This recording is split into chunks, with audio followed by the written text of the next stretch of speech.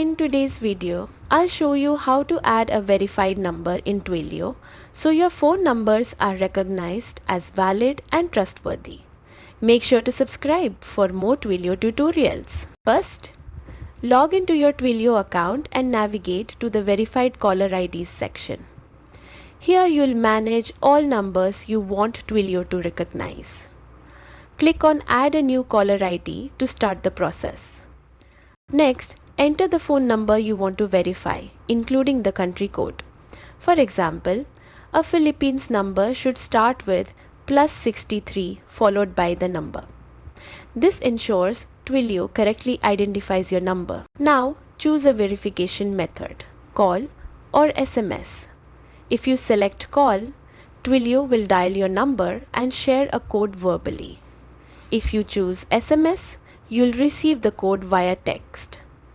Enter the code carefully to confirm ownership. Finally, click Verify. Once confirmed, your number is fully verified and ready to use with Twilio services, such as making calls and sending messages. And that's it.